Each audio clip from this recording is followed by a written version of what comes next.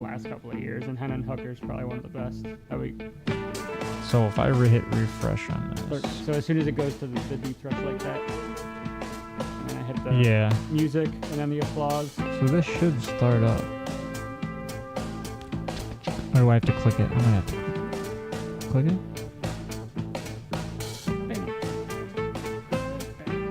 This should start up. Did I mute the one mic? There it is. It took a second. That's our delay. We have a 15-second delay. I think it's like somewhere around 5 to 10. I know. Well, that's one reason why I kind of like having that up there. But I like having the chat up there too. Because at least with the chat, I can see what's going on. I don't give two shits about the video. It's going to be a weird year for rookies. We're going to have to talk about the rookies like in depth here soon, especially the running backs. Zach Charbonnet with him going to Seattle. Value-wise for Dynasty. There's a lot more to talk about than I thought we would have. I'll be honest. I know. Because if you really look at it, and the teams that drafted players that you don't think need them, but we're not in a single running back. We're not in single running back.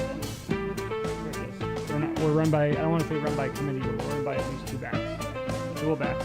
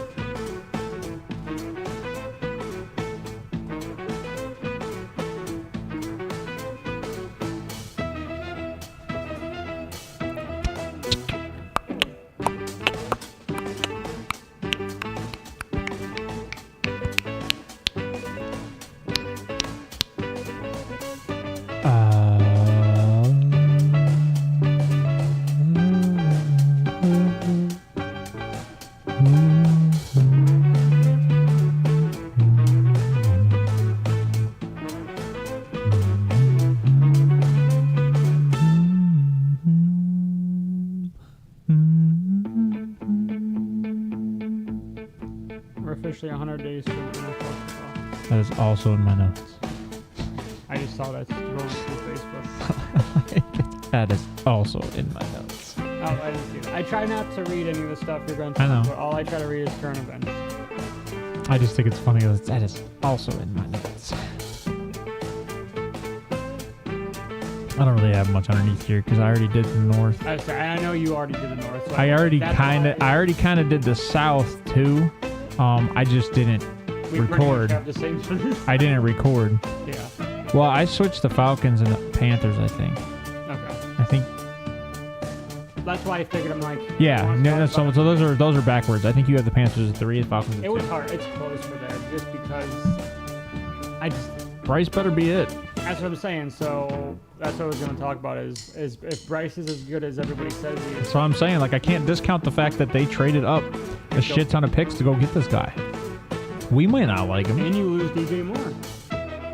Yeah, I mean, we might not like him, but that doesn't mean that they don't. I didn't like T-Law. And I haven't heard anything bad about him. I didn't like T-Law. I love T-Law. I was dead wrong. Well, so I didn't love T-Law. T-Law was overhyped. I think T-Law was going to be a very good quarterback. I just think he was way overhyped. Who do you think was overhyped more, Burrow or T-Law? That's close. It's close. I don't think Burrow was overhyped. I think Burrow was underhyped. And you know who was overhyped that year? And as much as I love him, it was Herbert. But Herbert needed to go to. Herbert was not overhyped. He went like 16th. Who's the Dolphins quarterback? Tua? Yes. Well, I mean, Tua. The only reason Tua was overhyped is because he's plagued with injuries his entire career. And he played, or he took over for Hurts in the playoff game. Huh? He took over for Jalen Hurts. No, not Tua. No, he didn't. Tua went to Miami. Jalen's always been in Philly. No. Oh, yeah. Okay, yeah. Okay, yeah. Yep. Herbert. That is I love correct. Herbert coming out of Oregon, but he needed to go to a team that was like the Chargers that he had who's already there. Because if Herbert was on Cincinnati, he would not be as good as he is now. Personally. I don't know. What's the difference between Chargers have a Cincinnati? much What's the difference better between what's the difference between Cincinnati and Chargers? The O-line was terrible in Cincy. They were terrible. And all you had was... I disagree. I Tyler disagree with Boyd. you. Who knows if they draft T. Higgins? Because they got T and Joe Burrow both in that draft. Which was... That draft was huge for them. I mean, T's... Obviously, we all know T's in one. So, there's nothing but... Justin Herbert in 2022. And I love Herbert. hold on. 2022, Justin Herbert had 147 rushing yards. So he's able to leave the pocket. Yeah, but I like him more than the way that Josh Allen. I'm just discrediting the fact that you just said like their offensive line is that much better. It's not that much better. And like, I mean, I get I that. like, who was their coach back then? Anthony Lynn? It was Anthony Lynn before they fired him. Are we going to do a hot take or a hot seat segment at all this offseason? What do you mean? Coaches that are on the hot seat? Or do you think that's too used? We could bring it back. I think it's just too soon. Okay. We'll do it more towards preseason. I think that'll be a thing that's they watch for this coming into preseason, going into the season. These coaches we believe are on the hot seat.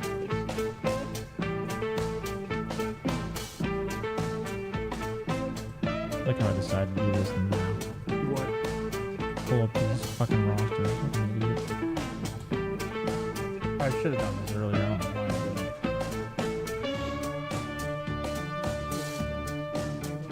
Or who are we doing first, north or south? I just pull up all the tabs. And then I go through them. We're doing north first. So we can get through it. Because that should be a pretty easy thing to get through.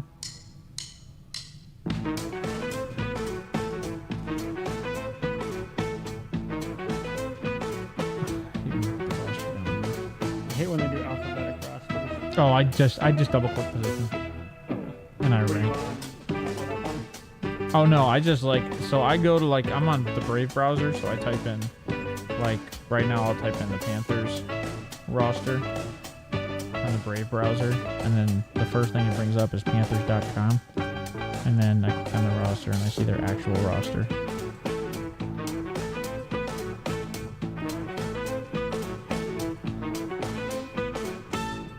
And I always just type the team name and roster, and it automatically brings it up.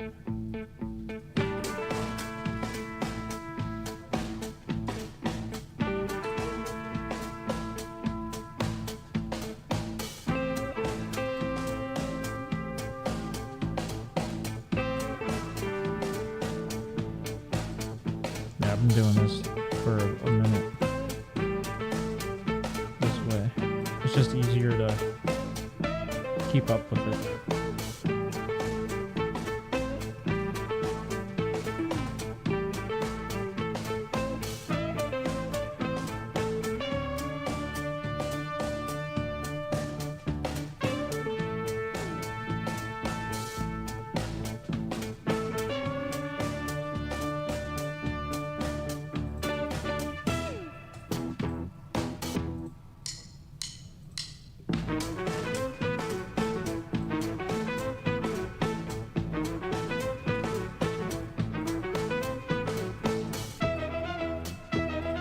I thought that was like a good roster and Baker Mayfield defending.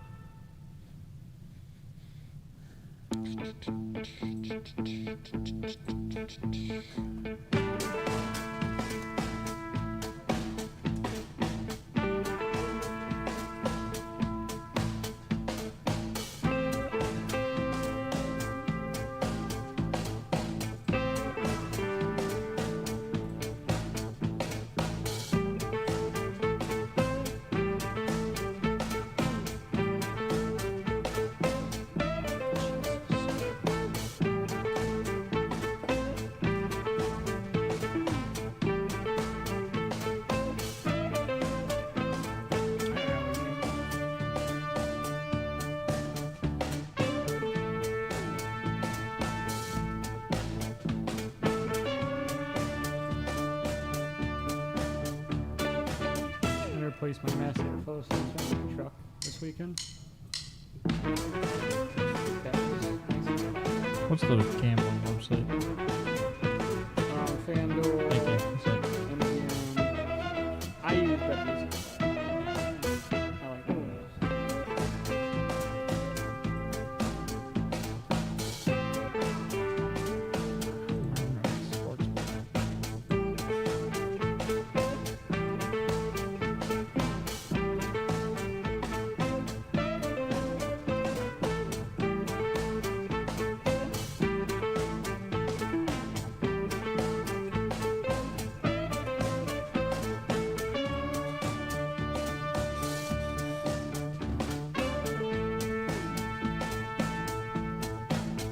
You should do it. Quiet down. I can have fun with it, trust me.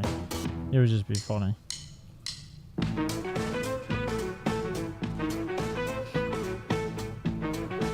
Oh, for 1 minute out. Shit. Did you not know that? No, I didn't. I was looking.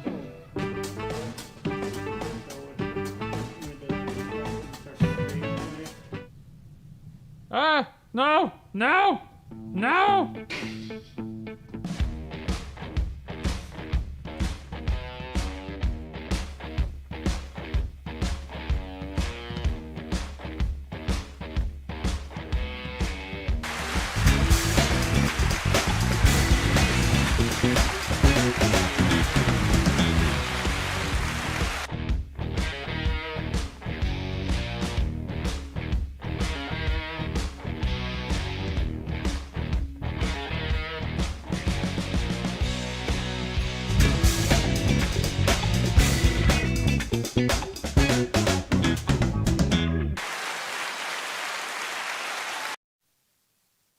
Current topics. Oh my god, I was muted the whole time. See, this is what happens when we try things. All right, guys, welcome back into the Deep Threats. Sorry for that live audience. It got a little noisy in here. I know all you guys are, you understand what it's like here sometimes. But this one's for you guys.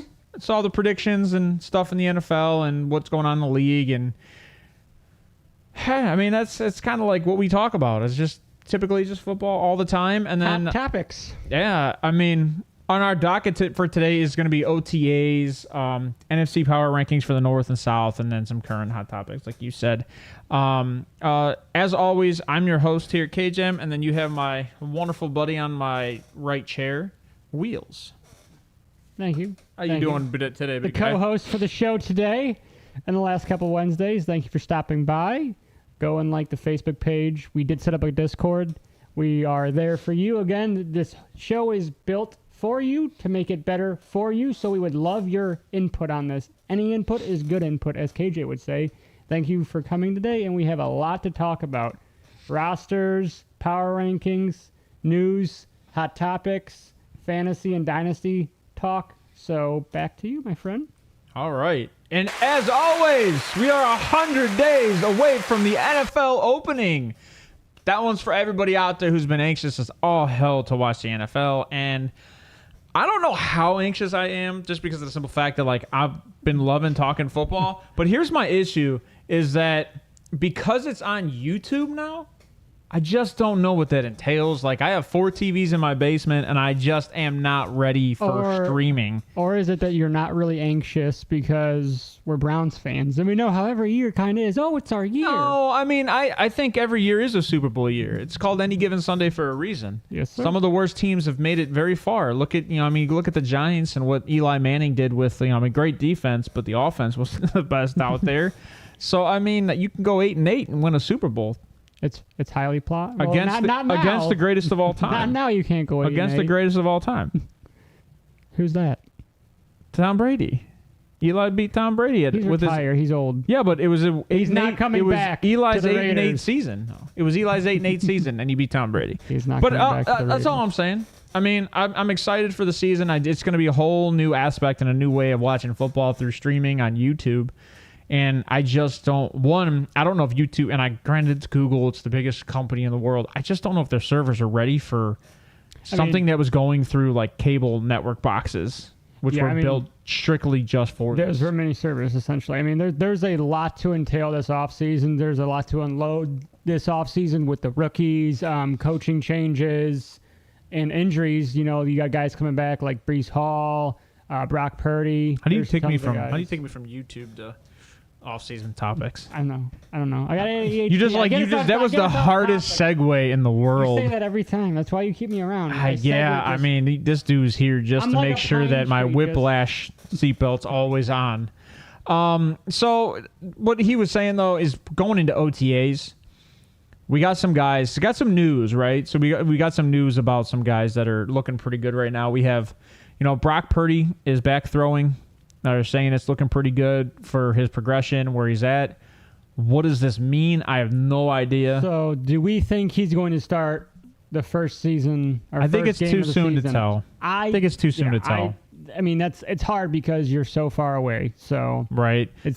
You got either Brock Purdy, Trey Lance, or Sam Darnold. So, pick your poison at the end of the day. I mean, it's going to be interesting to see how this plays out. I mean, they're going to hype up Brock Purdy, and he's coming back, he's throwing. That's the best thing for him to do after that injury. I mean, it was an abysmal end of their season, but like you said, Any Given Sunday. Yeah.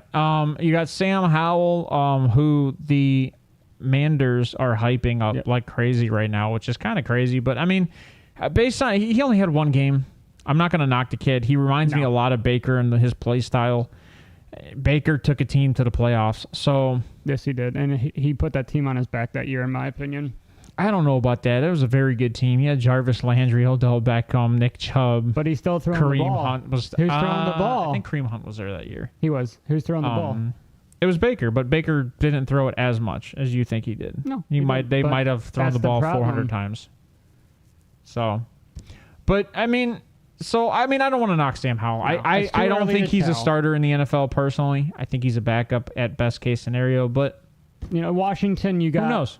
Who do you got in Washington? You got Sam Howell and Jacoby. So I mean, Jacoby Brisket. Jacoby. I mean, look what he did with the Browns last year. He didn't play bad. Yeah, but they got to see what they have in Sam Howell. They drafted him. But I mean, they didn't draft him to like the 4th round, but they still drafted him. And then what? Terry's been talking him. Yeah, that was what I saw was the Terry hype on Sam Howell. He's led this charge for the locker room. I don't care how good your personality is. If you suck at football, you still suck at football. Yeah, I mean, I suck at football, but I have a good personality. Yeah, but you didn't get drafted by the NFL, so. And we're gonna beg to differ on that personality conversation there. But also for fantasy owners out there, the number 1 pick in the draft last year for Dynasty, Breece Hall is on track to start week 1. They're saying he's looking really good, and his out of season exercises have progressed very well. So that's a good thing for people out there. And then I had to bring this up just because it's what's been going on all over Twitter. It's swirling a lot. Is the Browns continue to hype the offense with mediocre receivers. And I'm not knocking Marquise Goodwin. I like Marquise Goodwin. But they're just constantly just touting this dude as the best number 2 in the NFL right now. So my biggest thing with Marquise Goodwin is he's played for so many years and he's had one good year really, and he hasn't proven anything otherwise. So I mean, and we're not paying him much, so there's a reason these guys jump from roster to roster to roster. It's just you can hype these guys up, but come game day, do they have what it takes to make an impact? I think Goodwin does. I just don't think two guys can all be all you have. And Elijah Moore at OTAs. Cedric. And also, God, somebody please help me with the Anthony Schwartz shit. Oh, he's gonna be cut. They're saying Anthony Schwartz is rising the potential of all the defensive backs, but has he risen the potential of himself? He can't catch the ball. So it's one thing you can create separation, but can you catch the ball? Can you take a hit? The guy plays as almost he's scared to take a hit, which you can't have that in the NFL. It is a physical league. It's a physical league. I mean, he was a track star at Auburn. I mean, good. I mean, you can catch the ball and run, but running in track and running in college versus... According to Marquise Goodwin, it's good to be, what did he say? He said it was good to be a high jumper or a hurdler because it makes for great route running. Which, I mean, you cut. I get it. You jump up for a ball and you land on your back and break it. I get it. You plant and cut. Oh, is that a Mike Williams joke? Possibly. Too soon. Possibly. So that brings us to our next segue with the D-Hop news. Since not there yet. Not there yet. All right. I got one other thing for you. So bad. And it's a prediction from Good Morning Football. I don't remember who said it, but Kenny Pickett will be the first quarterback in his class to win a Super Bowl. He was. That's the joke. I mean, in my mind, that's the joke. It's very easy to say that. You had Malik Willis, Kenny Pickett, Sam Howell, and Desmond Ritter. So, and only 2 of those guys are starting. Well, now 3 if Howell starts. That's like saying Andrew Wheeler will not win a Super Bowl in the NFL. Yeah, it's very easy to predict if a guy in his class is going to win, it's going to be the guy that's actually starting. Yeah. So I thought it was funny because I know that was getting some that was getting some rounds around Twitter. And who tweeted that? I can't remember who said it. Football maybe with their obnoxiousness. Did they? Oh yeah. I don't know. ML is just the pot stirrers. That's all they are. I mean, the fact that you got kicked out of the draft is kind of hilarious. So now we can segue finally into the off-season floaters out there. Let's talk before we get into D-Hop, because I'm sure D-Hop's going to be a little longer of a conversation. Yeah, for sure, it's going to be. Let's talk a little bit about Dalvin Cook and the possibility of the Vikings releasing him. This has been going around for the past couple hours, actually. So it's not even really been around that long. So there was some news on it a couple weeks ago, and I do news because I mean there's always going to be media reports to stir, like we say. But does it make sense for them to cut him? Who do they have behind him? Alexander Madison. Okay, and then I think they drafted a guy too. Which Alexander Madison, when Cook has gone down, has played very well, but has he played to the talent of Cook? I don't believe so. In my opinion, he did not. So you're already paying Cook. If you cut him, I'm not sure how that contract works out, but with the movement of Aaron Rodgers now to the Jets, why wouldn't you keep Cook just to say, let's throw it at the wall, see how it goes one more time? It's not going to hurt. They drafted McBride. Trey McBride? Dwayne McBride. Dwayne McBride. Is that UAB? Yeah. Which, okay. And then they had that kid, Kene Wangwu. I don't know. And then they got Ty Chandler there too. So a lot of guys. I mean, they definitely have a lot of guys there. But like I said, so I mean, with the movement of Aaron Rodgers, I mean, he does losing Cook and keeping Cook. I mean, how much does that help or hurt your offense? I would rather play with Cook. I mean, I'm sure. I mean, he would love to stay in Minnesota. I'm not sure what's going on. I haven't really. I agree with you. Dove into what happened with it and why this is swirling now. I don't know if it's either his camp releasing it, Minnesota's camp releasing it. Well, no, this was swirling earlier. It's just a matter of it's coming up to that date. Me and you were talking about Tuesday. Where Tuesday is the day. It was June 4th or something like that, or June. I thought it was June 1st. No, June 1st is tomorrow. Okay. I want to say the date is June 4th. 1st, 2nd, 3rd. I think it's 4th. June 4th, I think, is a day where the new league year starts, technically, for contracts. So when you release a guy, you can actually split the differential up over 2 years that you still owe them. So they owe him, I think, $6 million or something like that guaranteed. It's a dead cap, $8 million. And they owe him a $10 million base salary. If they cut him, it's some odd 6/1 is the date you were talking about. Yep.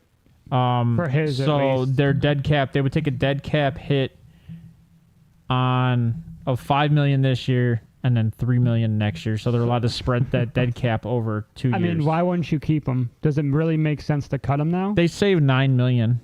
I understand that, but you're so close. I mean, you are. I think he's too young. Contender. I think he's too young to cut. He's only 28 years old. I think he's too young to cut. I know everybody says this and yada yada yada, but if he wants to win a ring, and you got Pacheco there, and you didn't pick up the 5th year on Clyde, he can always, go and fit with the Chiefs. They've always did that with, a couple older wide receivers. If they do a trade, that's that $3 million split. So if you give them Clyde and maybe a 5th for Cook, I would.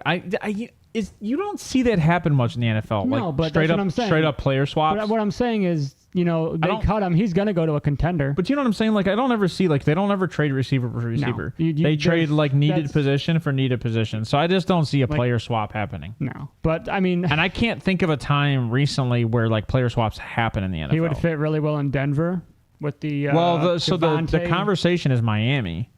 They got Devin Shane now. But they have the free cap space. Yeah.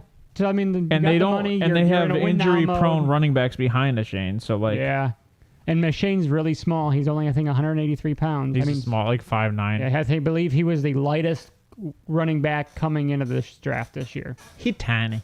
So, I mean, I think if you're Minnesota, you got to keep him. Yeah, I think you do a restructure, do some signing bonus, push the money off. And how old is he? 27, 28?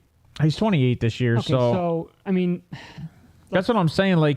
You have him signed till literally his prime year, which is 30. Yeah. So usually after 30, running backs start to go way downhill. Yeah. They so I say, honest to God, with $12 million all you're paying him, and when he's 30, I say keep him. There's find a way to keep him. You save some money if you cut him, but like we said, they're contenders. You're playoff contenders this year. I mean, you need that a wide open. Didn't you make the argument that no Super Bowl winning teams have had a paid running back though? Yes. But this could be the first year that amount slowly ticks up year after year. That red line. Yeah, but I'm talking. But it's a percentage of the. Yeah, it's the percentage. But I'm just saying, usually a quarterback either on a rookie deal or a team friendly deal. But I'm not sure what. But I think running backs are usually young too at that time. But I'm not sure what Pat made last year, with how that worked. He was still on his rookie deal, but his big money doesn't kick in until this year. And his big money was probably a signing bonus.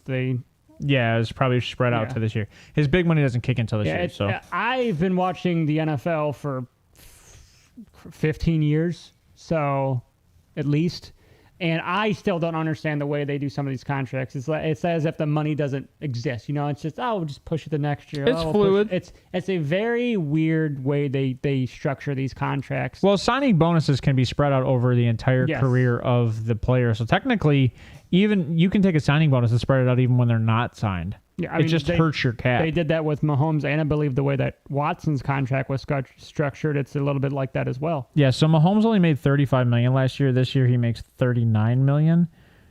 Okay, but then I'm trying to remember. Next year is 46. So he doesn't hit his big year till 2027, which is $62 million. Which, depending on where he's at, he'll probably change a little bit. But so all in all, I think that me and you probably came to the conclusion that keep Dalvin. Yeah, I would definitely keep Dalvin because I think the guys behind him don't give you enough of an advantage over cutting him.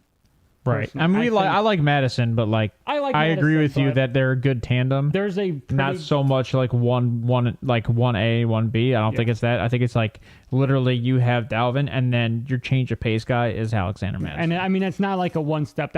In my opinion, that's a few steps down. It's not like you just one or two steps. I think it's a couple more than that. I mean, you're definitely taking a drop at running back. It's hard to say because Madison really hasn't had his shot. But when he shows up, he shows up. Madison hasn't had his shot because maybe he hasn't been able to beat out Cook. Well, that's obviously he hasn't been able to beat out Cook. But that's the thing. Just like we had with the Chris Evans conversation with Cincinnati. Yeah, but no. He hasn't been able to beat out Chris Evans. Chris Evans has had his opportunity as a backup to start and hasn't been able to start Dalvin Cook, when he was injured, Alexander Madison came in, and they didn't miss a beat.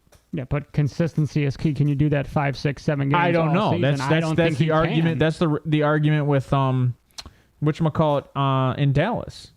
Tony Pollard. Tony Pollard, yeah. Can he be that guy all year without? I mean, granted, he fills in very well as a continuous back when Zeke's out, but can he do that consistency, those 300 touches? Well, we'll see this year. We're gonna see. We shall see. Time will tell. So, okay, let's get into this one because this one is the one that probably agitates me more than anything, and this is the DeAndre Hopkins one, right? So DeAndre Hopkins landing spots, from what we're seeing right now in the NFL, there are the Patriots, and to be honest, this for me was the most likely at the start of the year. There is the Cleveland Browns, and this one has the most connections. You have obviously the Baltimore Ravens. No. Well, no, the Browns have the connection between Watson and Hopkins. Yeah, Watson and Hopkins, and then the Browns just freed up the largest amount of cap space to get him.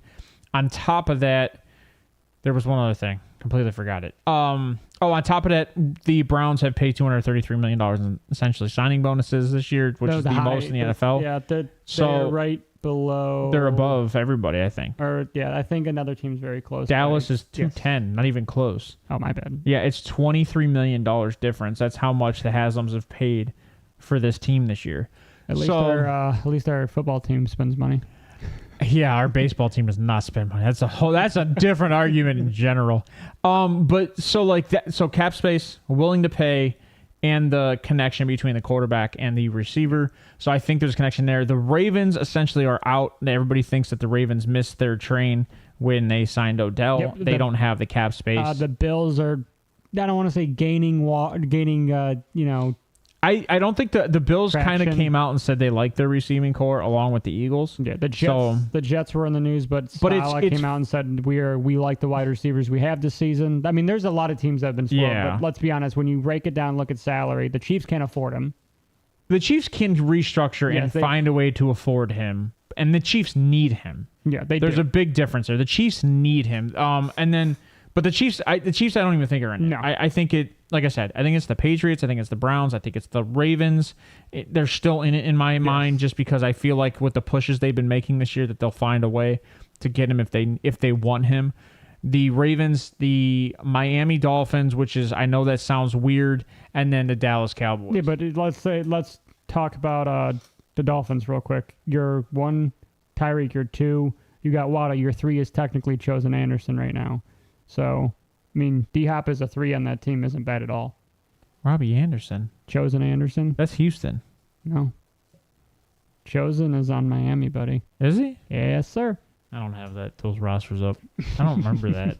He signed with the Dolphins on some weird deal. Are you sure that's Robbie Anderson's not in Houston? Yeah. Hold on. I think you're wrong. Because they're hyping C.J. Stroud throwing the ball to Anderson right now. Right? Nope. I'm pretty sure. Anyways. Watch me be wrong. I'm pretty sure you're wrong. Like, I don't think he's in Miami, but I could be wrong. But you just pull shit out of your ass all the time on purpose, though. Nope, he is with the Dolphins. He signed a 1-year... That's a goofy... Prove it deal. 1 year, 1.3 mil. Okay. 152,000. Yeah, I mean, so they need a guy. They need a guy. But that's the thing. You have D-Hop as your 3rd. You're set for that year. Yeah, for sure. Well, I think any team that gets D-Hop, I think the game plan is you're in it to win it this year. Yeah, I mean, but I think that's the game plan. So let's go over the teams that we talked about and whether he's a 1, 2. Obviously, he's a 1 on every team. Like even with Tyree, he's a 1 on the Browns. I think Amari Cooper's a 1. Sorry. I think Amari Cooper then becomes the 2. I don't think Amari Cooper likes that. I don't think Amari Cooper likes it, but Amari Cooper performs either way. But D-Hop's going to play the slot, right? I don't know Stefanski how he runs offenses. So well, we know that. That's a lot to say. Where would you put him on any type of roster? Slot, outside? I'd put him. I don't think he's a slot. I think he'd probably be my X.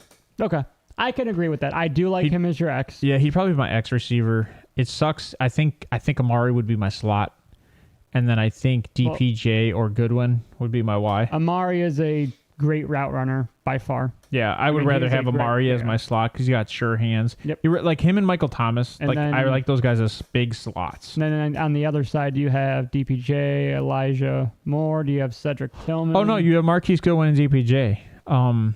It sounds crazy because DPJ's in a contract year. You traded for Elijah. I get it, crazy. but Goodwin's showing up at OTAs right now, and Goodwin has been a proven two. He's been a proven two though for 1 year. Elijah Moore. So this is my argument, right? Okay, let me get off this because this is why I said this is going to be a conversation because I have an issue with personally a team going after a 31-year-old guy. And you went out and just got all these young guys in the NFL. Like, you just got Elijah Moore, like 24 years old. You just got, Cedric DPJ Tillman is coming off a contract here. He's 25. You got Cedric Tillman, who's 22 years old.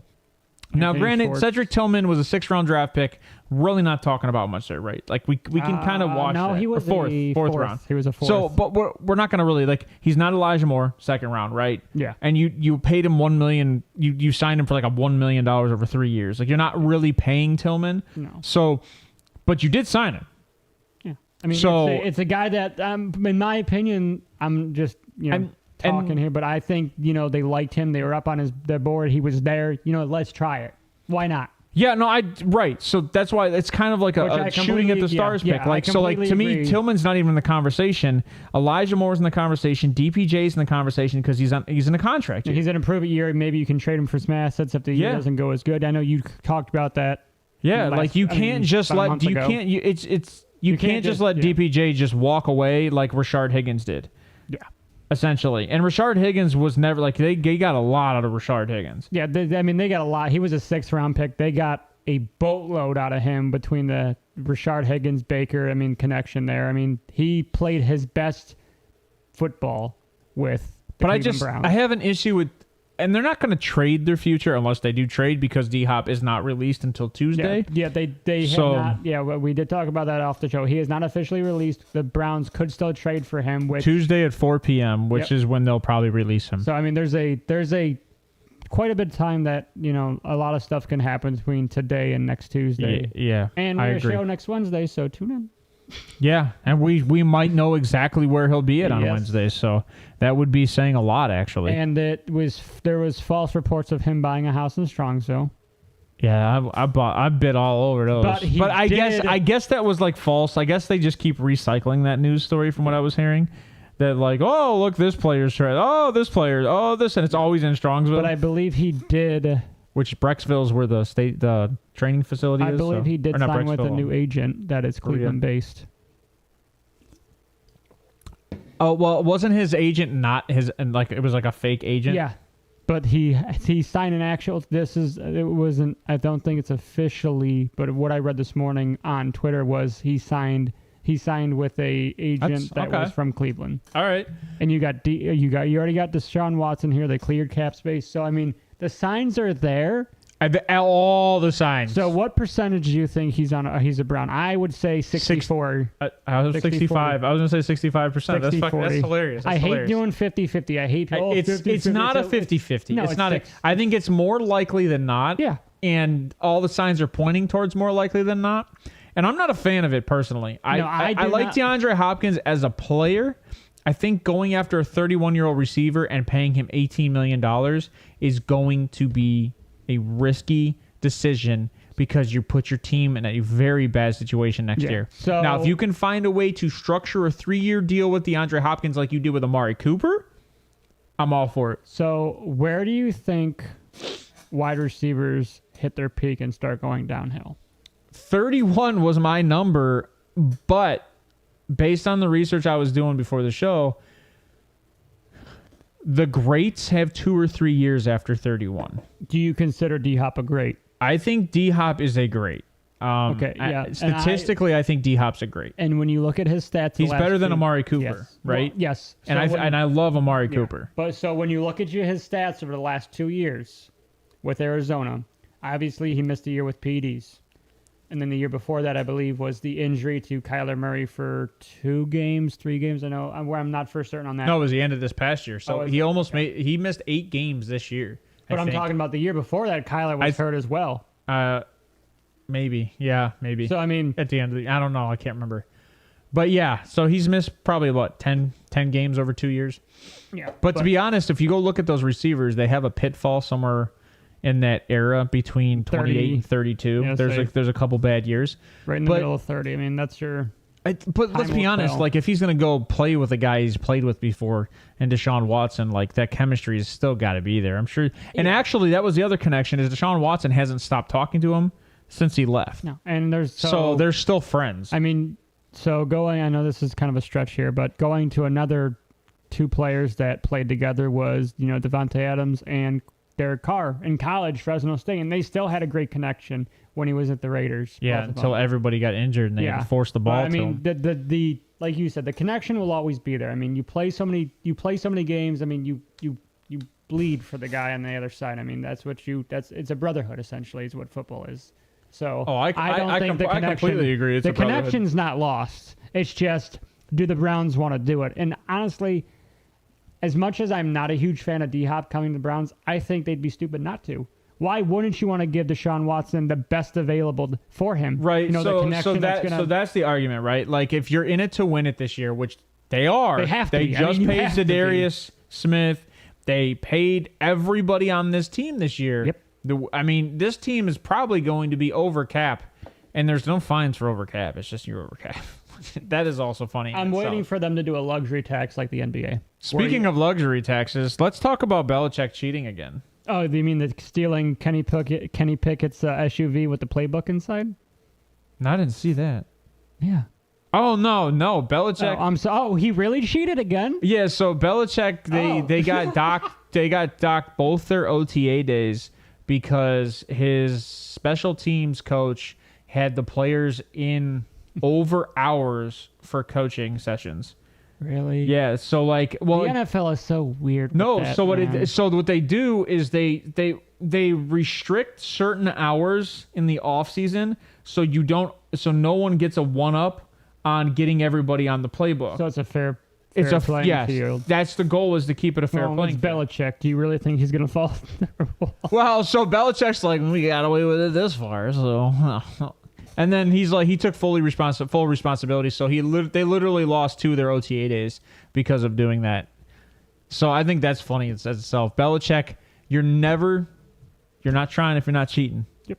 And that's Belichick's number one rule. I guarantee you, if you go into Belichick's office, right above his desk, it says, if you're not cheating, you're not trying. If you don't think your team has cheated at least once, you're lying to yourself. Everybody cheats in sports. I don't cheat. That's cheating. Everybody cheats in sports. I don't like cheating. All right, so that's enough for the OTAs. Enough for news for today. We're gonna jump into the NFC North. We're gonna talk about these rankings. So you guys already have my rankings for the last episode. It was like an episode 6 episodes ago. So let me put up my NFC North rankings for you guys, so you guys can get those rankings for me. I got the Vikings at 1, Lions at 2, Bears at 3, Green Bay at 4. Anybody who knows my arguments, you can go back and watch that episode. Like I said, it was 3 episodes ago, so go enjoy that. I'm going to let Wheels make his arguments and tell me what he's got here. So I'm going to go 4-1. You got the Packers at 4. You lose Aaron Rodgers. All-time great MVP quarterback, leader of your locker room, leader of your offense. He's gone. You turn to Jordan Love, who, you haven't heard much about. The only people that are kind of hyping him up are the Packers and the front office and the coaches, which you're going to do. You want to install that confidence with that kid. Why not? But from what I see, I think he's going to be good. But with the way that team is structured with his weapons, they are the 4th best team in the NFC North for me because of that. You lose a lot of value with Rodgers. You didn't really gain any wide receivers. You drafted guys late like they always do. You got Romeo Doubs. I get it. You got Christian Watson. I get it. But can they prove it? Can they be a number 1 and number 2 consistently with Jordan Love, with a completely different quarterback thrown to him? And I don't think they can. So for that reason, they are 4th for me. Now we move to the Lions, which might surprise you. The Lions 3. You might not understand it. You might not get it, but guess what? Suspensions matter. Do they not, KJ? Suspensions matter? I actually thought the suspensions was a big factor. And I had a hard time ranking them anywhere different. But what I did say when I ranked them, suspensions matter. But they still have Marvin Harrison. Yes. or Marvin Jones. Marvin Jones Jr. Jr. And then they also have. Amon-Ra, Well, they sun all. god. You have Amon-Ra, but Marvin Jones got signed there this year. Yes. And then they also signed somebody else in the offseason, which I feel could supplement the production of what Jameson Williams was going to do. But so with this, again, suspensions matter to me a lot more than maybe you realize. But I have them 3, and it's close. It's a very close 2-3, 1A, 1B type of thing with me. Jared Goff, I think he's going to be a top 10 quarterback this year. Call me crazy. Back-to-back years? Yes, sir. And not just fantasy. I think he'll be top 10 in the NFL this year. What? Even with Jameson Williams being suspended for 6 games for saying, oh, I didn't know I couldn't bet at the Lions training facility. What? They tell you that Are you mental? day one. Exactly. Are you mental, Jameson Williams? Are you mental? You're hurting your team. Now we moved to the Chicago Bears, which made a stunning Why do you trade. get paid that much money? Do you feel you need the gamble? I don't know. Have somebody else do it for you. Get a bookie. That's just crazy. And now we move to the Chicago Bears, who had a great offseason, traded the draft pick, acquired a ton of talent. Arguably the best offseason. Yeah, I would say the best offseason next to Houston. You gain DJ Moore. You gain who do they draft in the first round? I can't freaking remember. I love that you can't remember this. I'm sorry. There's been a lot. We've been going over a lot. Paris Camp or was it Paris? No, that was Houston. No, not No. no. They drafted a left tackle, didn't they? Now I feel you got me. I'm sorry. Amateur hour. You got me here, questioning boys. myself, dude. Oh, dude, I thought these were in alphabetical order. Technical difficulties. Hold on. I had the draft up here. I know I did too, but it closed out. So they drafted Darnell Wright in the first round, 10th overall pick. Second round, you got Gravon Dexter, who we are a big fan of. I believe Steve likes him a lot. Jervon Dexter? Okay, Jervon. I can't read. I'm dyslexic. My bad. I just know his name because I did all those Stevenson, graphics. cornerback out of Miami. Zach Pickens, D-tackle out of South Carolina, and Roshan Johnson, running back out of Texas, which I think is Don't forget about Noah Sewell. Tyler Scott, wide receiver out of Cincy, and Noah Sewell in the 5th round out of Oregon. So Noah Sewell, we were a huge fan of out of Oregon at linebacker. I think that's going to help, and I believe they signed Terrell Edmonds from the Bills, which is another great linebacker who I love. So the guy that you're going to want to watch this year is going to be Roshan Johnson. He is the backup from Texas. Tremaine Edmonds. And I say Tremaine. His brother is the other one. And then obviously Darnell Wright played at Tennessee. But so with this offseason that they had, I think Chicago will be the second best team. I have them, what do you think, 10, 11 wins? Nah. You don't think so? I think it's so hard in this division to get 10 wins, to be honest. And I got to go back and look at their schedule. But that's the hardest thing with doing power I'll give them 9. Okay. So I have a hard time giving them 10 because it's so hard to go from 3 or 2. I don't know what they had. I think they were 2 and 15 or 3 and 14. They had the first overall pick. 2 and 15. Yeah, I think they were 2 and games. 15. And to be honest with you, I don't think there's a way to go from 2 to 10 for them.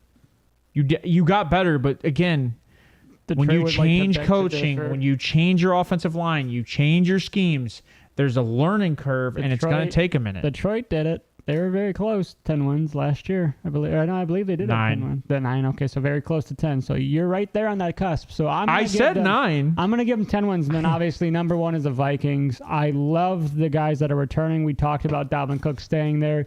You get J-Jet. I mean, obviously he returns. You lose Adam Thielen, but you drafted Who are you talking about? the wide receiver they drafted to the Vikings. Jordan Addison, thank you, out of USC. I think he'll be a great number 2 because KJ Osborne has not been able to prove it and has not been able to step up to fill that number 2 spot, who will be a number 3. You got Kirk Cousins, who's been Vietnamese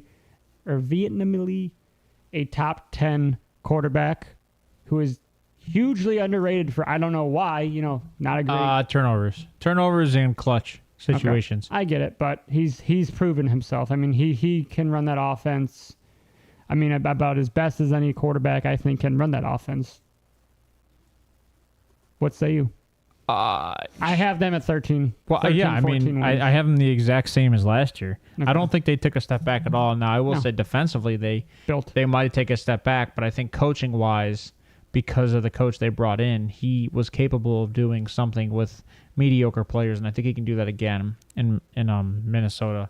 Whatchamacallit, that came from Miami. Can I remember his damn name? The defensive coordinator. He went to the Steelers, and then Minnesota picked him up. The guy that's never going to get a head coaching job because he's suing the NFL. Why do I not remember this dude's name? Somebody save me, please. Sorry, we talk about so much out of here. Brian Flores. Yes, Brian Flores. So I'm going to ask you this question, right? And I'm just going to run this down as quick as I can, just because of the simple fact of what we have here. You said the Bears 10, right? You said 10 wins for the Bears. 9 wins. I'll agree with you there. It's close. No, I'm just gonna run this down. So you got. I haven't looked at the schedule. Well, I'm gonna do it really. I'm gonna do it really quick. I'm just gonna do it really quick. Okay. So you got week 1 against Green Bay. We'd probably say Chicago wins that, right? Yep. 2 against Tampa Bay. I say Chicago wins that. Yep. 3 against Kansas City. Loss. I think that's a loss. You got 4 against Denver. I think that's a loss. Loss. Washington Commanders. Win. I think they win by a field goal. All right. So I'll give you that win. It's 4. So that's 4. Vikings. Where? You in Minnesota? Or Oh, it you doesn't at matter. home? Do you think they split or no? Yeah, I think they split. Okay, so we'll give them the first one. All right, let's say they take the first one. Raiders. Raiders. Win. Okay, so you got them 5. Chargers. I got them loss. there. Saints. Loss. Panthers. Win. So that's 6. That's 7 because they split with the Vikings. Well, I'm not there. Oh, okay, nice. So 6 right now. Lions. Loss. Vikings. Win. So that's. I gave them the first one actually. Okay, so we're at 6. So we're at 6. 7. Yeah, I gave them the first win. Bye week. Win. So Detroit Lions. Win. Okay, I so think 7. they split. The Browns. Are they at home or are they at home or are they in Chicago or are they in Cleveland? That matters to me. Cleveland Stadium. So what's the date? It's in Cleveland. What's the date? And it's to be determined. Okay, we'll say loss. So yeah, so 7, and then Cardinals win 8. Yep. Atlanta. Win. That's 9. Final game of the year against Green Bay.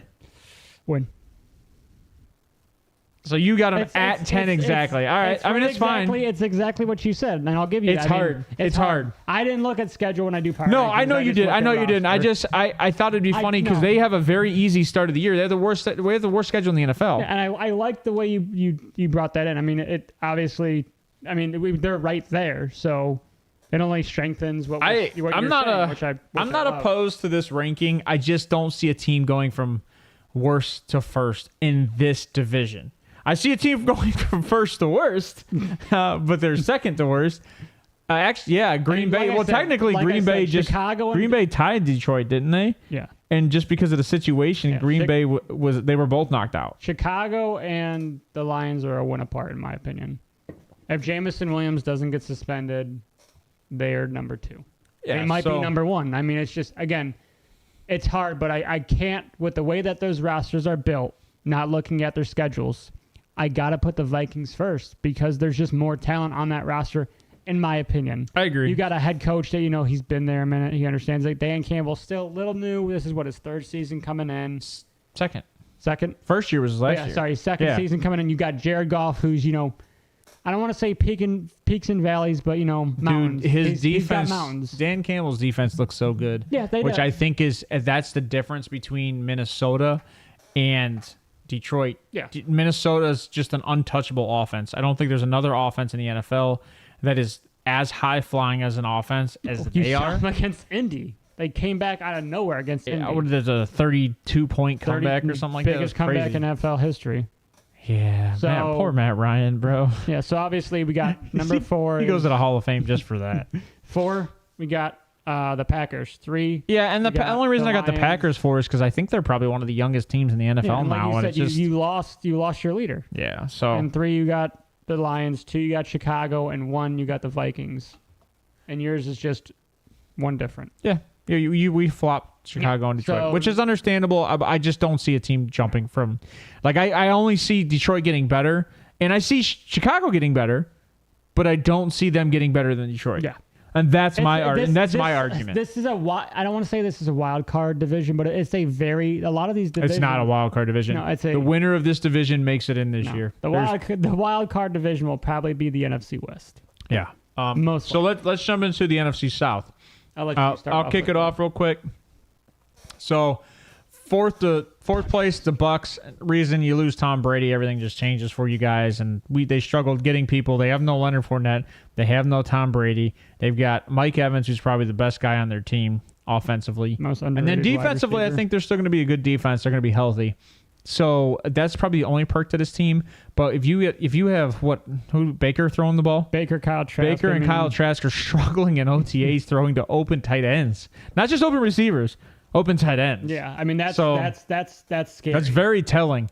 So that's why I got them at 4. Atlanta 3. Quarterback situation. Desmond Ridder didn't look the greatest, and I think he threw like 1 touchdown in like 5 games. So that's a big factor for me. And now, granted, Kyle Pitts coming back healthy. Drake London, I think, had a little bit of an injury towards the end of the season.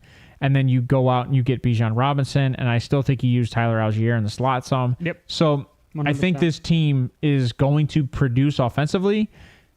They struggle on the defensive side of the ball, and they didn't fix it. Now, they did go pay the most for a corner in the NFL. That's not for safety. But that's one position. Yeah, and I still think they're going to struggle in that secondary a little bit. I agree. And then Carolina, I've got at 2, and only reason I have them at 2 is because apparently to them, Bryce Young is the best thing, best thing since sliced bread. The second coming of Jesus.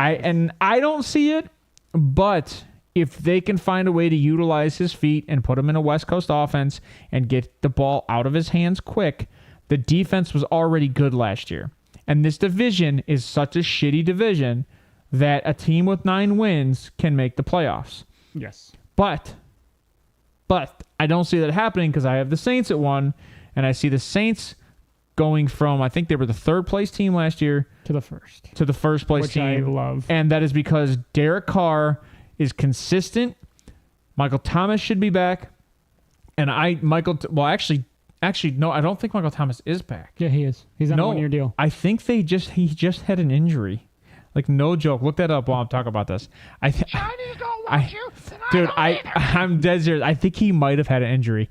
So, but even you have Olave coming back off injury. I could see Juice going back there for a year, Landry, because he's still unsigned. And then they still have Juwan Johnson, who was underrated as a tight end. And then they went out and grabbed Foster Moreau out of the Raiders. So he has a tight end that he already has some type of chemistry with. So if Michael Thomas is back, that is huge, and it's going to be a short gameplay. They said he's trying to come back from his toe injury last year. Okay, so there's no updated injury? He's still not 100%. Okay, I'm saying. So, but if Michael Thomas does come back, that team goes from a very West Coast setup offense with one guy that can streak the field, and that's Olave. And he proved that he was capable with Andy Dalton last year. And I think Derek Carr is better than Andy Dalton. So to go from Derek Carr, Jameis Winston, or Andy Dalton, Jameis Winston to Derek Carr, to me is a huge upgrade. Yeah. The defense is the same. The defense really didn't change. And actually you have them coming back healthy because you still have the corner there that was injured like 6 games last year. Lattimore. He was injured like 6 games last year. So, and we'll talk. So my biggest concern with them real quick is just the Alvin Kamara. We don't know what the suspension is going to happen with that. If there's going to be one. But we're doing this. But the Jamal Williams thing is a huge step up because, and I think that team is capable of utilizing a running back correctly that you don't. And Derek Carr, prior to Josh Jacobs, I mean, I don't remember the running back in between Josh Jacobs and Darren McFadden. Marshawn Lynch? No. Oh, my bad. I'm sorry. On the Raiders. Oh. I don't remember the running back. So, like, I know Marshawn Lynch played, but there hasn't been maybe he was there for a year. He was there for 2. He was there for 2. So that's probably who it was. Yeah, he was a shadow of himself. He was not the same Marshawn Lynch. I know Lat Murray was there. a little bit, but I think, I don't know if that was before or after McFadden. Not sure. It's definitely after McFadden. So, But yeah, so like that. So he's capable of playing with a minimal running back core in my mind. well, yeah. So he has the. and that defense is just so good. That defense is the one thing that almost took them to the playoffs. So Defense wins you Super Bowls. they win you champions. Offense gets you through the regular season. Defense wins you champions. That's what I say all the time. Yes, sir. So okay, give me what you got, Wheels. Pretty much, I just have it flipped a little bit. So mine is the Buccaneers. I, again, have them fourth.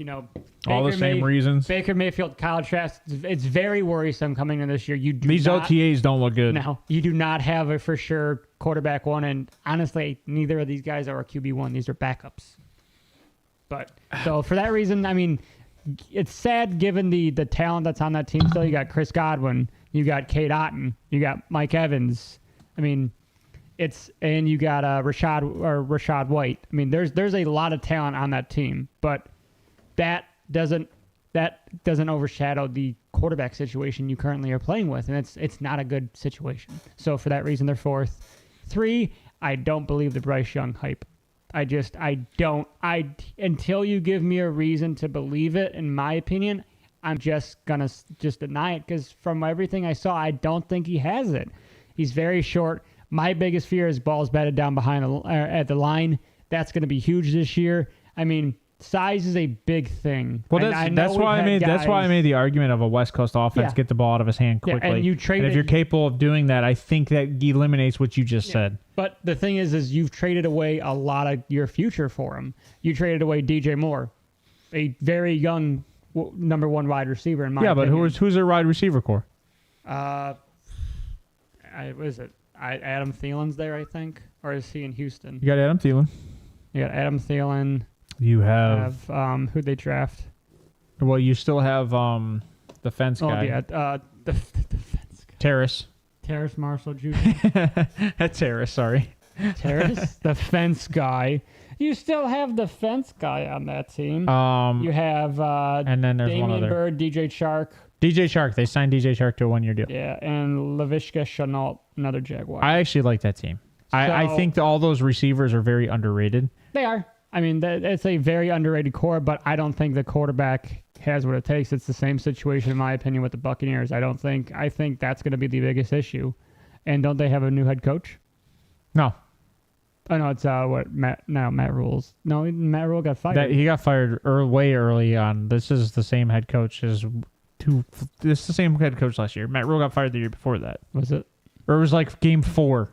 Oh, when yeah, Baker was there. Mid-season, yeah, because Baker was released and he went to the Rams. Yeah, you're right. My bad. And then that brings us to Atlanta, which I'm hoping, that they can take a big step. I'm hoping. That's how he does his power rankings. Based on hope. I like Desmond Ridder a lot. I think he's going to take a very big step forward with, Drake London fully healthy. You got Kyle Pitts coming back. You have Bijan Robinson, and again, we got Tyler Algier, who's not bad, and you still have Cordero Patterson, who will play at wide receiver. I mean, you got a lot of talent on this team, and a lot of it's young. But my biggest worry, like you said, is the Cordero's like 40. Other than that, I mean, everybody else you look at. I'm just kidding. He's like Drake London's 29 young. or 30. Tyler Algier's young. Bijan's young. Your quarterback's young. Desmond Ridder looks like a 12-year-old. He does. But, I mean, how many wins do you think they have? 9? 8? This is a hard division. I believe that Atlanta is capable of having 8 or 9 wins, but I think this division as a whole got significantly better than last year. It did.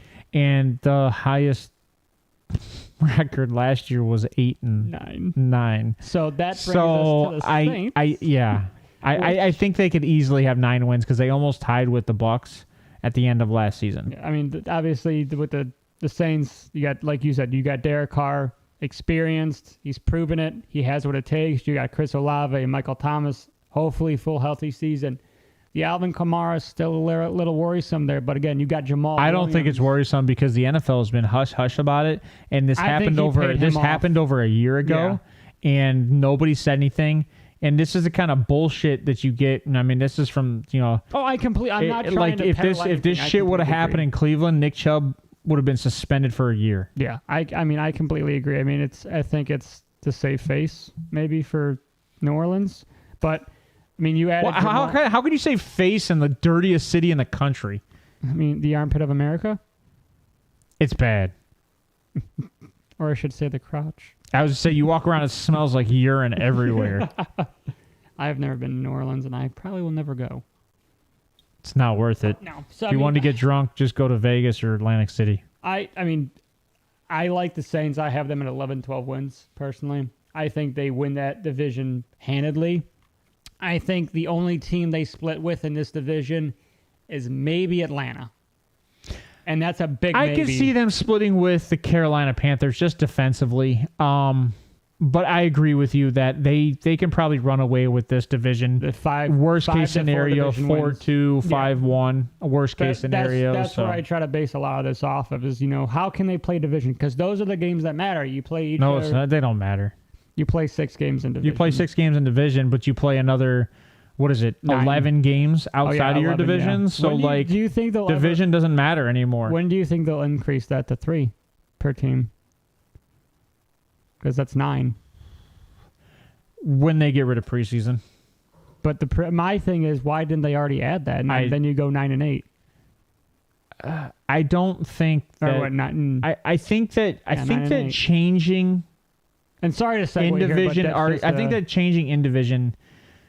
That's rough. That's a hard situation because I think changing the in division side, the schedule becomes a bigger issue by making it 9 games. No, it could work. That would work because then you play one out of conference and one in conference division. Mm-hmm. It could work. Right now they play 2 in conference divisions. Yep. And 1 out of conference, and then they play like 1 extra team. It stirs up more rivalry, in my opinion.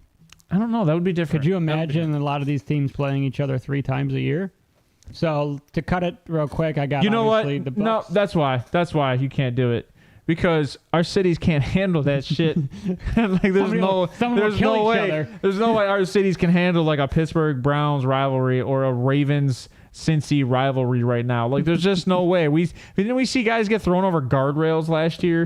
Yeah. I don't, and that might have been the Saints game. It could have been. I think it was the Saints game. I don't even think that was an in division game. No. Like it gets rowdy. I remember watching because we watched that video on air. Like we watched that dude thrown over the stairs and he fell on the stairs. I was like, oh, not good. No in division games. Like two's enough. 2's enough per team. I'm good. I'm good with that. I also think that in that situation, right? Because if you play in division, then you have wild card. You could end up playing your in division game in the wild card, and now you're playing a team 4 times out of a year instead of 3. 3 is already kind of a max at this point. Yeah. So I think 4 is way too many times to see one team. Yeah. Way too many times. And that could be repetitive and redundant. And I don't know if you want to do that. I mean, it's hard, but, you know, it's whatever going to bring the NFL more money. So just to cut it real quick, obviously I got the Buccaneers 4. I got the Carolina Panthers 3, Atlanta 2, and Saints 1. So did you already do yours? Yeah. Yep, I started off with mine. So I have Bucks 4, Falcons 3, Carolina 2, Saints 1. So and that brings us to our last segment, which is who'd you rather? Oh yeah, that's right. Wheels is a segment for today, and the question he's going to talk about a couple players, and he's going to ask me who I'd rather have on my team. Yes, on your team. So am I building the team around these players, or is this just okay? I'm building the team around this player, offensive or defensive? Offensive. So all these players are retired. I will not talk about in this segment. Any of these segments I do, there will not be any current players. It'll all be retired. So you got Steve Smith Sr., Hines Ward, and Andre Johnson. It's tough, isn't it? No, Andre's out for me. Andre's a wild card. Andre's out for me. If you look at his when you look at Steve Smith Sr. and Hines Ward, I would have to take Hines Ward. I think Hines Ward was clutch, and Hines Ward was very, very willing to be a blocking wide receiver. He was 6 foot. I mean, Steve Smith was the dude was a bowling. I think Steve Smith was 5'11". Yeah. I don't think he was much different. But the Hines Ward was a bowling ball. Yeah.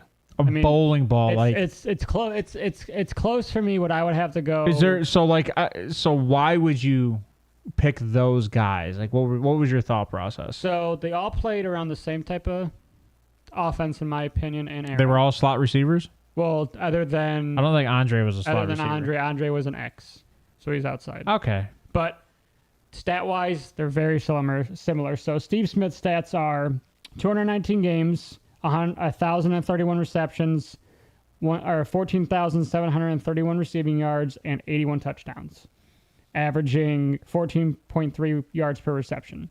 Then you go to Hines, 217 games, 1,000 receptions, 1,200 yards, 12.1 yards per reception, 85 touchdowns. Then you go to Andre, 1,062 receptions, 1,400 or 14. How many games? 193 games, 1,062 receptions, 14,000 yards, 13.4 yards per reception, 70 touchdowns. So his touchdowns. Yeah, so Andre's out for me because Andre played the least amount of games. He kind of had the least amount of yardage. I think he was a little over on yardage. He was a third-round pick in 2003. Hines was a. So it's funny statistically. Hines Ward was the better receiver. Do you know where Hines was outside drafted? of yardage? 6. No. Where? Hines was drafted third round, 92nd overall. I mean, that's pretty good. Yeah. And then Steve was drafted 127th overall. You know what, Johnny? Oh, no, sorry. 74th Johnny, can you type one more thing for me so I can see what you said? Overall. He did these 3 because they all. Oh, no, I'm sorry. You're right. Were on the Hall of Fame this year. Were they all in the Hall of Fame this year? Were they all Hall of Fame class? Oh, that's yeah. Okay, so obviously I did not know that. Maybe that makes sense. That makes sense. That is partial reason, but they're all very close. That's why, like I said, they're all right around the same time. Johnny, who would you take? Because I obviously took Hines Ward because obviously, you guys call me a Steelers fan all the time. I just think Hines Ward is very underrated. I take Steve. Outside of Steelers fans, like Steelers fans loved Hines. I know Gesick said he would take Hines as well because I talked to him a day about it just to see what he felt, if it was a good comp. And I like if Hines Ward and Steve Smith Sr. I kind of like that comp. Like that would have been a good guess, that player for retired guys. Like that's fun. And we need to get back into that segment, so I apologize to you guys out there. That is such a hard segment to do, the amount of stat surfing I have to do and the comparisons. Just right now you have over 1,000 players in the NFL, so trying to find 2 comparable players that are currently playing, trying to find out of the 50,000 players that have played all time, it's really hard. I was trying to find a comp with Larry who played around the same time, and it's very, very hard because, like I said... It's because Larry played 18 years. Yeah. The only other comparable guy maybe is T.O. T.O. is as close. Yeah, and T.O.'s never played on a team more than 2 years in a row. He's bounced around. And Larry's played on the same team his entire career. Yes, he did. I loved it. All right, that's all I got for you guys today. If you guys watched it, I appreciate you guys being out there and enjoying the show. It's a little bit quieter today. I got 0 sleep last night. Not anybody's fault but my own. So I appreciate you guys actually being here and showing up for us. And if you can, please like, subscribe. The YouTube is on wheels, and the Facebook is on wheels. Let's go. Camera. So, if you guys can follow us on Facebook, like Wheels said, I don't have the Twitter in the description, or not the Twitter, the Discord in the description, but I will try to get it out there in the next episode or so. So, if you guys can, please follow us, like, subscribe, and chat, because I want to hear what you guys want to know or want to talk about, or maybe some debate topics. I love debating, like the D-Hop thing, going and getting an old receiver just for shits and giggles in my mind, because there's no guarantee you win the Super Bowl just because you pay a guy $18 million and he's the X factor of your team. I just don't see it. No. So, and I don't think you ruin a franchise over there. Right now, they're in the process of building a franchise. And the one thing they need is a young receiver that's going to step up, like a JJ, or like Amari in his prime, or like Cortland Sutton, or like a Scary Terry. Like, we need that guy, and we just can't find that guy in Cleveland. No. We had that guy in Josh Gordon, but couldn't stay off the Chiba. So So, Johnny, you'll take Hines, including locker room leadership. Steve Smith Sr. isn't a leader. Johnson was fighting too much. I like Andre's. Okay, I agree with that. I agree with what you're saying there. So, yeah, so that's it for me today. Hope you guys enjoyed it. I'm going to let Wheels take it away from here, and then we'll head on out. Next Wednesday, we will be talking about NFC East and NFC West. That'll finish our power rankings. Obviously, for the NFL, we did the AFC the last 2 weeks. You can go back and view those. We love you guys, getting in and just discussing with us. Get in chat, get on the Facebook page, obviously Discord. He talked about it. We want your feedback. We are here for you. So please tune in next Wednesday. And, we might have D-Hop news. So, or it may break during the show. We'll see. All right. I mean, I think we're hoping to have D-Hop news, and I'm hoping we do. I'm kind of. I don't know if I can talk about D-Hop much longer. It's like the Aaron Rodgers. I don't know how much more. But if you guys have some debate topics, that's what the Discord's there for. We want people out there in the general and talking about topics that you want to know about, or even players you want to know about, or maybe if you're looking to trade in dynasties or fantasies and you have questions or concerns, or you want guys' insights. That's kind of what the Discord's there. I have multiple chat rooms in the Discord. I also have people's gambling out there. You can screenshot your bets and see how you're doing. And it's mostly football focused, or NCAA. But if you guys are gambling, you want me to put like a basketball gambling or something, I could throw that out there on Discord. It's easy to manage. So that being said, I hope you guys have a wonderful week, and we will see you next Wednesday around the same time. Later. Peace out.